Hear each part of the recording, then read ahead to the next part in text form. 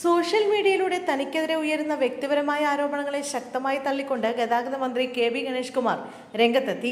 തെരഞ്ഞെടുപ്പ് മുന്നിൽ കണ്ടുള്ള വെറും രാഷ്ട്രീയ നാടകങ്ങളാണ് ഇത്തരം പ്രചാരണങ്ങളെന്നും ഇതിലൊന്നും കേരളത്തിലെ ജനങ്ങൾ വീഴില്ലെന്നും അദ്ദേഹം മാധ്യമങ്ങളോട് പറഞ്ഞു. തനിക്കെതിരെയുള്ള ആരോപണങ്ങൾ ശരിയോ തെറ്റോ ആകട്ടെ, അത് തികച്ചും വ്യക്തിപരമായ കാര്യമാണ്. പ്രണയിക്കുക എന്നത് തെറ്റായ കാര്യമല്ലെന്നും താൻ മികച്ചൊരു പൊതുപ്രവർത്തകനാണെന്നും അദ്ദേഹം വ്യക്തമാക്കി. ഒരു സ്ത്രീയോടും താൻ മോശമായി പെരുമാറിയിട്ടില്ല, ഇന്നേ വരെ അഴിമതി ചെയ്തിട്ടില്ല. പത്തനാപുരത്തുകാർ ഇത് വിശ്വസിക്കില്ല. തൻ്റെ എക്സ്റേ അവർക്കറിയാം.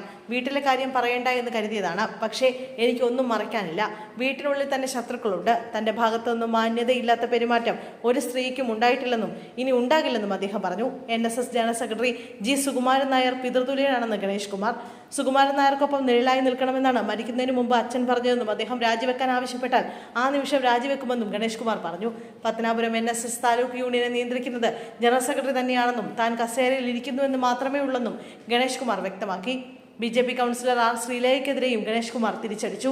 തന്റെ വ്യക്തി ജീവിതത്തിൽ ഇടപെടാൻ ആർക്കും അവകാശമില്ലെന്നും ഇപ്പോൾ ഉയർന്ന ആരോപണങ്ങൾ തന്റെ ഭൂരിപക്ഷം കൂട്ടുമെന്നും അദ്ദേഹം പറഞ്ഞു. പട്ടുമൂത്താൽ ആരും പരാതിപ്പെടും, എനിക്കും വേണമെങ്കിൽ പരാതിപ്പെടാം. ഇക്കാര്യത്തിൽ ഇടപെടാൻ R. ശ്രീലേഖ ആരാണ്? മേയർ സ്ഥാനം കിട്ടാത്തതിന്റെ കൊതിക്കറവാണ് അവർ തീർക്കുന്നതെന്നും ഗണേഷ് കുമാർ പറഞ്ഞു.